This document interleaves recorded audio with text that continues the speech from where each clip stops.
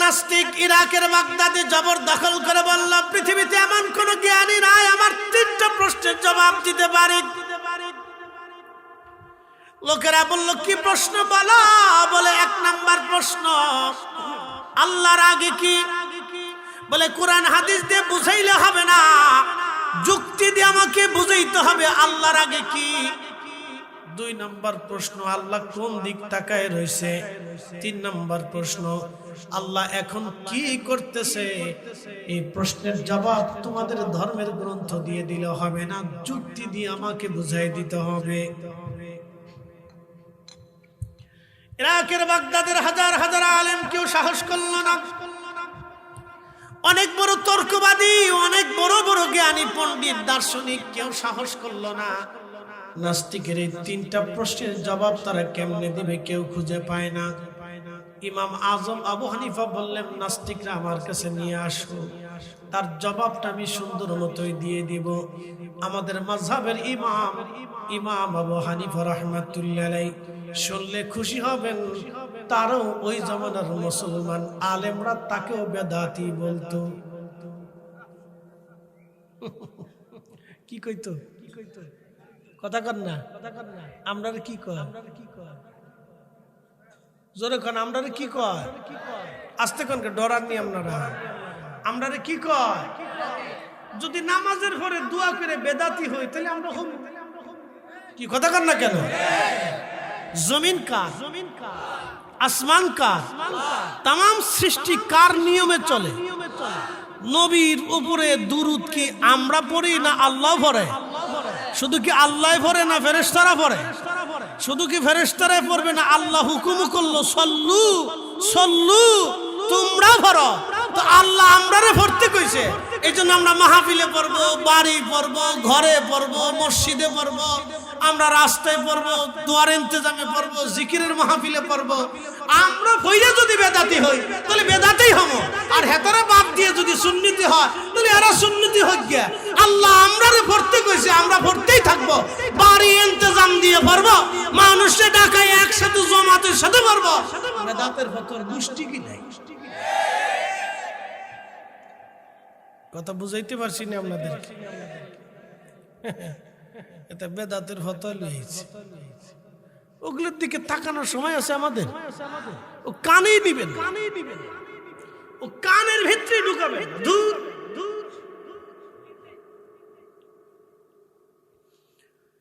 নাসিরনগরবাসী মনোযোগ দিবেন।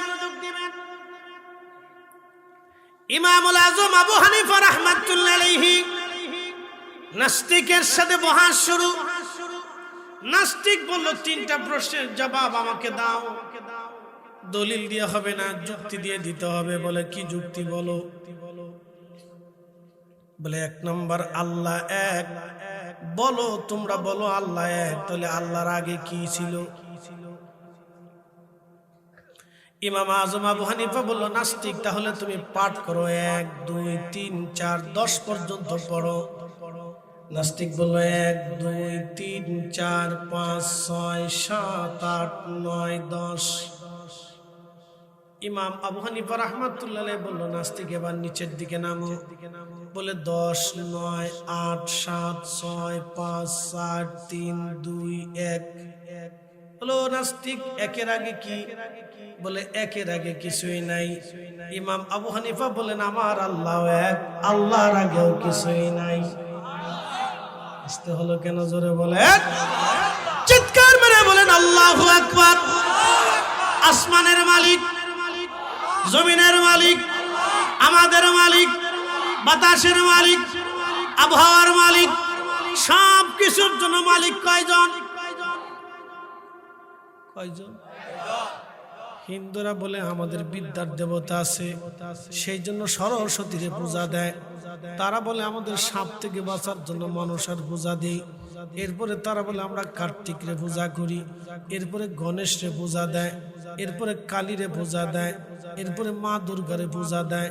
এরপরে যৌন শক্তি থেকে শুরু করে করার জন্য তারা লিঙ্গ পূজা দেয়। এরপরে ভাইজান নিজের শক্তি বাড়ানোর জন্য শিবের পূজা দেয়। এরপরে আপনার ঘরে কল্যাণের জন্য তারা লক্ষ্মীর পূজা দেয়।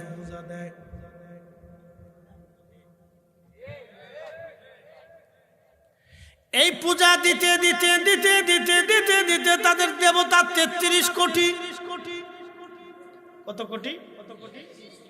33 কোটি দেবতা তাদের। এখন বুঝেন পৃথিবীতে হিন্দু আছে কত কোটি?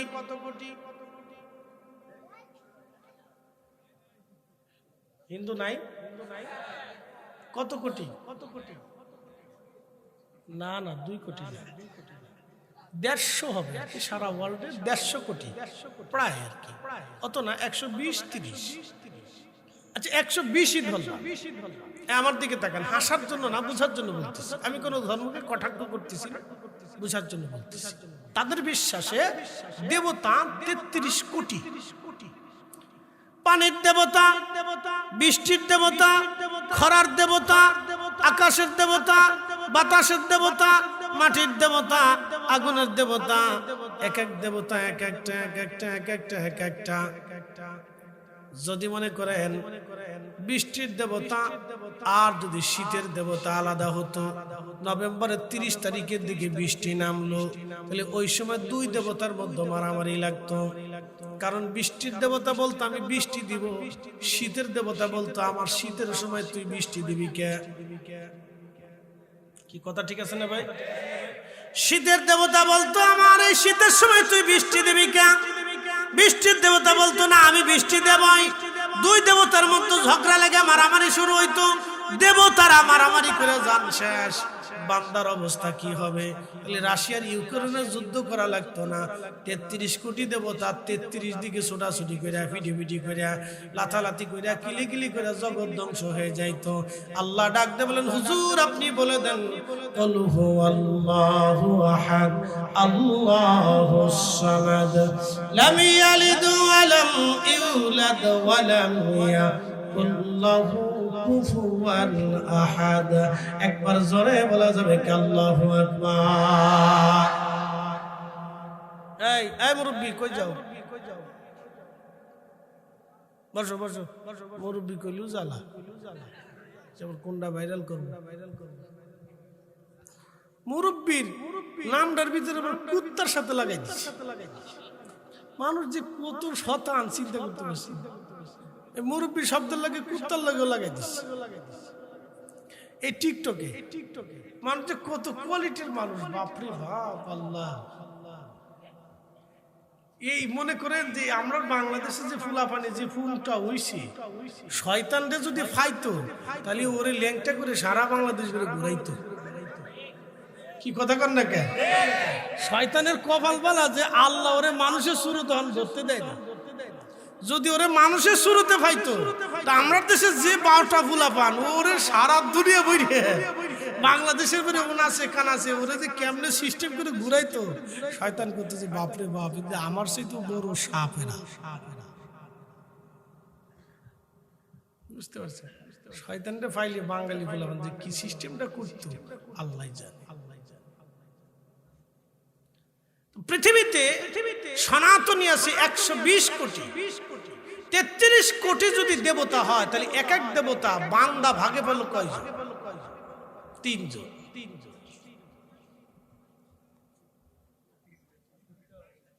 কথা কর না কেন? কয়জন?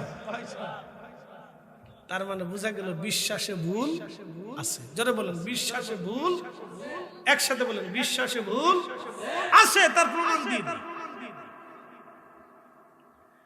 এই পৃথিবীতে হিন্দু সনাতন ধর্মের আগের জমানাতে ব্রিটিশ আমলেও এদেশে কোন হিন্দু পুরুষ মারা গেলে ওই পুরুষের সাথে নারীকে জীবন্ত কবর, জীবন্ত চিতায় পুড়িয়ে আগুনে পুড়িয়ে মারা হতো। আপনি বুঝতেছেন কত বড় অমানবিক একটা ধর্ম। পুরুষ মারা গেলে স্বামী মরে গেছে, স্বামীর সাথে স্ত্রীকে জীবন্ত পুড়িয়ে মারা হতো। বলে কারণ কি?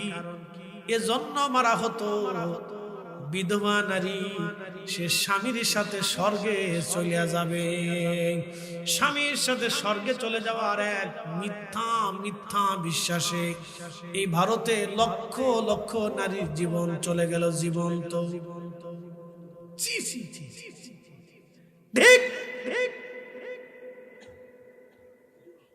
লক্ষ জীবন্ত স্বামীর সাথে একটা ভুল বিশ্বাসের জন্য কত নারীর জীবন চলে গেল। জিন্দা জিন্দা আগুনে তাকে পুড়িয়ে মারা হলো।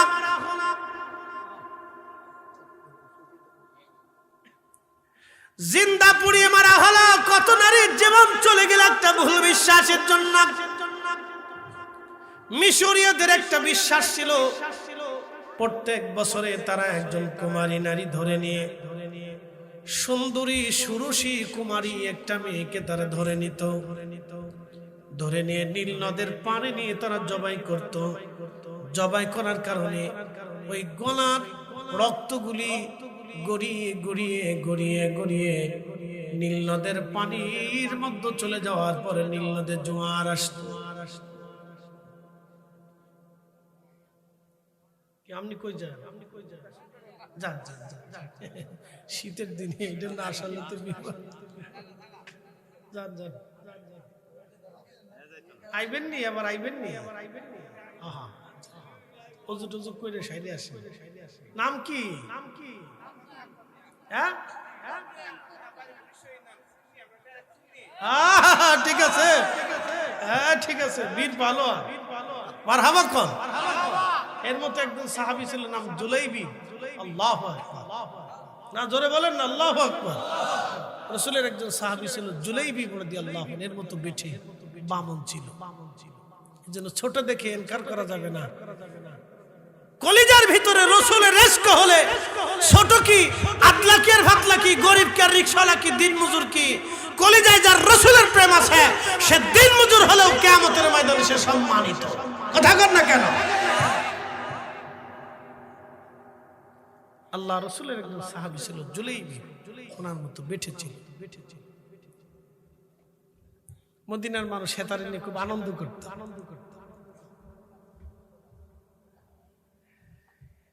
নাসিরনগরবাসী মনোযোগ দিবেন।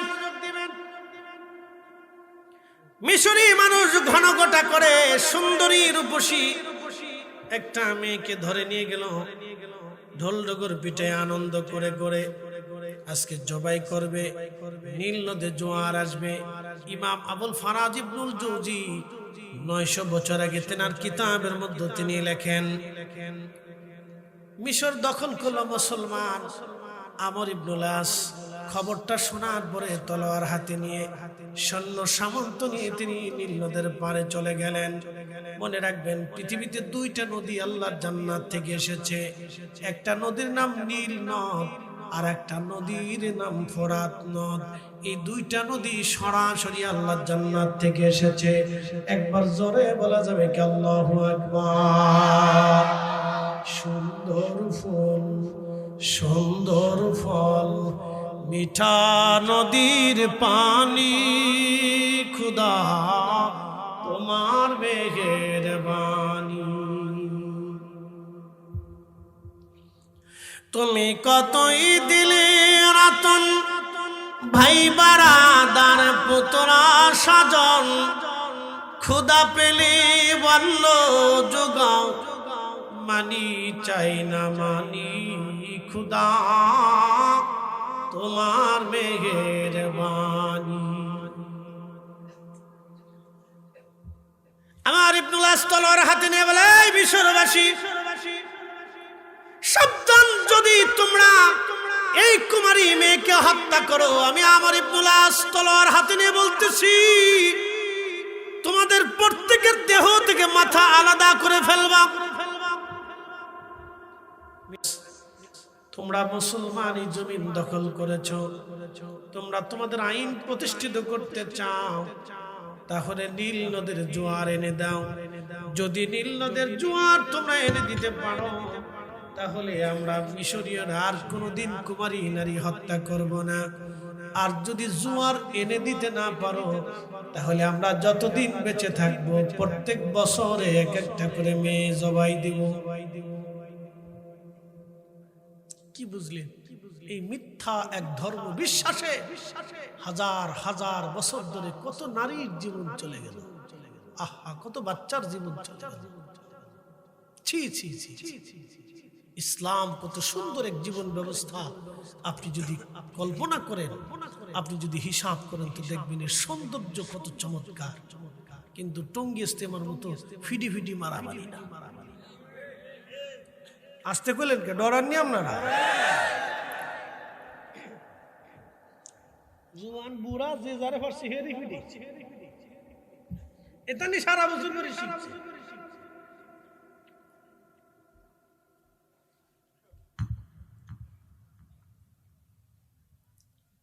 ছোট্ট একটা মাঠ নিয়ে, মাঠের দখল নিয়ে কি দুই গ্রুপের কি ভিডি ভিডি। এখানে যদি রাষ্ট্র ক্ষমতা দেওয়া হয় তাহলে কি করবেন আল্লাহ জানে।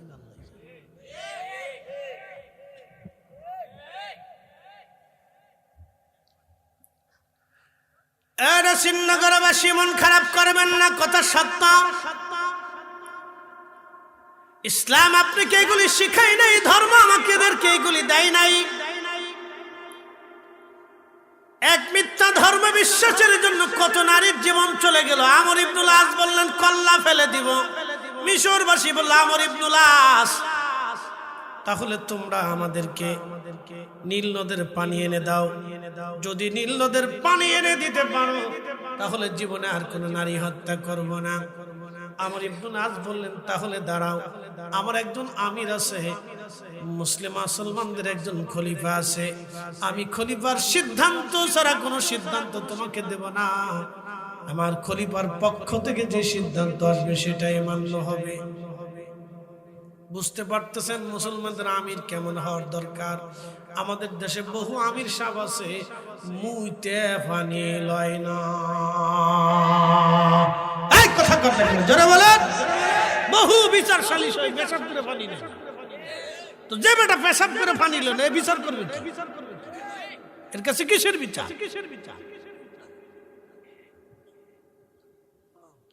এই জন্য আমার দেশের হাজার হাজার বিচার, এই বিচারের ভিতরে কোনো বিচার নাই। পক্ষপাতিত্বের বিচার। গরিব হইলে বিচার পায় না, পয়সা না থাকলে বিচার হয় না। কি কথা কন না কেন? আদালতে বিচারে নাই, পুলিশে গেলে বিচারে নাই, এলাকায় বিচারে নাই, গরিব হইলে বিচার পায় না। কারণ কি? মালটুস।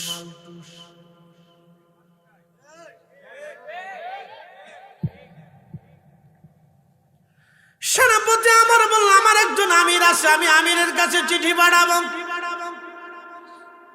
সেনাপতি আমার চিঠি পাঠিয়ে বললেন ইয়া আমিরাল মুমিনিন, মিশরীয়দের প্রাচীন এক ধর্ম বিশ্বাসে তারা একটা কুমারী নারীকে হত্যা করার জন্য এনেছিল, জবাই করবে, রক্ত গড়িয়ে পানিতে যাবে, নীল নদের জোয়ার আসবে।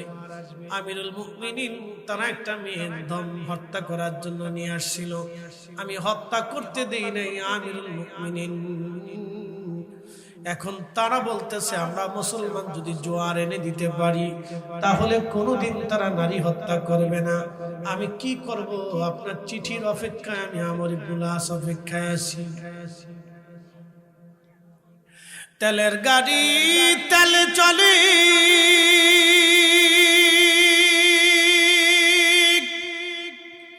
হাওয়ার গাড়ি হাওয়ায় উড়ে, বিনা তেলে চালাই গাড়ি নবী সুলাইমান। আমরা সেই মুসলমান। কথা কম নাকি? ঠিক কিনা? মসজিদে জুতা চুরি করে, মাহফিলে জুতা মনে আছে? তখন তো মাহফিল এত টিয়া দিত না, তখন ফাজিলে পড়ে ওয়াজ নসিহত করে ওদের মতো বয়সটা আসতো। তুমি কোন ক্লাসে? কিসে দাখিল? তা ওর সে তো না, কেবল দাখিল। আমি তখন ফাজিল শেষ করছি, তখন ওয়াজ করতে। তো তখন ওয়াজ করি দে, তখন টিয়া দিত 100 টাকা, 200 টাকা, 500 টাকা পাইলে মনে করতাম যে দুনিয়া পাই এলাইছি। আবার অনেকে কইতো যে হুজুর জান গে, পরে দেখা করবো। আর জীবনে দেখা সাক্ষাৎ হয় না। তো চিন্তা করছি কিয়ামতের ময়দানে হালখাতা দিন, যার যার কাছে পাবো লই আয়। তো খুব মনোযোগ দিয়ে। তো তখনকার দিনে 1600 টাকা দিয়ে একজনের জুতা কিনছিলাম বাটার দোকান। তো তখন ইয়াং বয়স, এখনো ওইরকমই ইয়াং আর কি, কদ্দূর আর রয়েছে। 16 বছর আগেও যা, 16 বছর পরেও তা, বাকি 16 বছর পরে এই অর্ধর একটু চুলটুল ফাঁকবো আর কি, চিন্তা নাই, যেরকম এরকমই মাল দেখবেন। তো মনোযোগ দেন, তো তখন এই ফিটনেস টিটনেস আরো হালকা পাতলা ছিল, বিয়ে শাদী করিনি, ভাব বুব দিয়ে মাহফিল আইছি, জুতা মুতা হইয়া নিচে থুইয়া আমি ওয়াশ টস করিয়া দোয়া খায়ের করে নেমে দিয়ে আমার জুতাই নাই। এই যে কই তোর আল্লাহর দোহাই লাগে, আমি জুতা জোড়া আজকে কিনে লাইছি, আমার আল্লাহর রাস্তায় জুতা জোড়া দিয়ে যা, আর জীবনে পাইছি। পরে নিয়ত করছি আর জীবনে ভালো জুতা নেব। অনেকে চিন্তা করে কি রে হুজুরের গাড়ি দামি সব দামি, জুতাটা খয়রাতি কে? আমি 150 টাকা 200 টাকা 250 টাকা 500 টাকা 600 টাকা 700 টাকা, আর যেটা কাপড়টা লইছি 600 টাকা লই গেলে যাগ্গে, অসুবিধা নেই। এরপরে তার জুতা বালাটা কিনতে। এ মুসলমান, আমরা মুসলিম, আমার দেশের বহু ভাই আছে বনের জমি বুঝাই দেয় না। এই আস্তে কনকে ডরায়েন না, মাসলা বাতাই দিয়ে যাইতেছি। বহু ভাই আছে বনের জমি বুঝাই দেয় না, বনে কয় ভাই দিবি না গো পরে নিস, দিবি না পরে নিস। নিজের এক মায়ের পেটের ভাই, রক্তের ভাই, আপন বনের জমি বুঝাই দেয় না। ভাই মরে গেছে, এতিম ভাতিজাদের জমি দেয় না। চাচা এই কথা কন না কেন? বহু আছে চাচা এতিম ভাতিজাদের জমি বুঝিয়ে দেয় না। বুঝি এর চেয়ে নিকৃষ্ট কি হতে পারে? এর চেয়ে জুলুম কি হতে পারে? ওই জমির ওই সম্পদের খাবার যতদিন খাবেন, মনে রাখবেন শুয়োরের গোশত খাইছেন, কুত্তার গোশত খাইছেন, আপনি গরুর গোশত খান নাই, খাসির গোশত খান নাই। কথা ক্লিয়ার না ভেজাল আছে? আবার টুপি একটা মাথায় দিয়ে মসজিদের প্রথম কাতারে যে নামাজ পড়ে, শয়তানে হাসে, কেমন বাপরে বাপ, আমার সাথে বড় সিটা। আমার দেশে সুই দিয়ে হাজি আসে, ঘুষি হাজি আছে। বলে হুজুর এই কথা কেন বলতেছেন? আজকে আপনাদেরকে বলে দিয়ে যাই। সহিহ মুসলিম একটা হাদিস আসছে, আল্লাহর নবী বলেন উম্মত রে, একজন মরুভূমির ভিতরে বসে বসে কাঁদতেছে, ইয়া রাব্বি ইয়া রাব্বি ইয়া রাব্বি ইয়া রাব্বি ইয়া রাব্বি।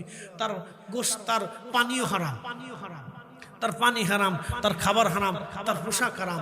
বলো তো সাহাবীরা, তার পানি হারাম, তার খাবার হারাম, তার পোশাক হারাম, তো দোয়া কবুল কেমনে হবে? না বলি পৃথিবীতে কে বলবে এই কথাগুলি? এই চেয়ারটা আল্লাহ আমাকে আমানত দিয়েছেন এইখানে হক কথা বলার জন্য। সুদের টাকা দিয়ে গরুর গোশত খেয়ে যেমন রোজা হয় না, নামাজ অমন হবে না। ঘুষের টাকা দিয়ে গরুর গোশত কিনে ওইভাবে খেলেও রোজা হবে না। বাজান ভালো করে শুনে নেবেন, অন্যের জমি আর টাকা মেরে দিয়ে ওই টাকা দিয়ে গরুর গোশত খাইয়া, খাসির গোশত খাইয়া আপনি যতই সেজদা দেন কাজ হবে না। কথা ক্লিয়ার, কোনো ভেজাল টেজাল নাই। ওয়াজ ভালো লাগলে শুনবেন, না লাগলে চলে যাবেন। কবরে চলে যেতেই হবে। বহু ধনী কবরে চলে গেছে 3.5 হাত জমিন, বহু গরিব কবরে চলে গেছে 3.5 হাত জমিন। 1 ইঞ্চি বেশি যায় নাই, 1 ইঞ্চি কমও যায় নাই। কথা ক্লিয়ার বাবা? বহু ধনী কবরে চলে গেছে। এই এলাকায় জমিদার ছিল না? নাসিরনগরের জমিদাররা ছিল না? বাড়ি করে এখন চামচিকে বসবাস করে। কথা ঠিক আছে না? 100 বছর পর পর জমি তার মালিক পরিবর্তন করে, অবশ্যই করে। তার ঘর, তার প্রাসাদ পরিবর্তন করে, মালিক পরিবর্তন করে। এখানে 100 বছর বয়সী কেউ নাই। তার অর্থ হচ্ছে এই গ্রামে 100 বছর আগে যারা ছিল সব মাটির নিচে, আগামী 100 বছর পরে আমরা এখানে যারা বসে আছি সব মাটির নিচে। নতুন প্রজন্ম আসবে, নতুন বক্তা আসবে, ঠিকই কোরআন থাকবে, ঠিকই আযান থাকবে, ঠিকই ইকামত থাকবে, ঠিকই আল্লাহর কালাম থাকবে, কিন্তু আমরা থাকবো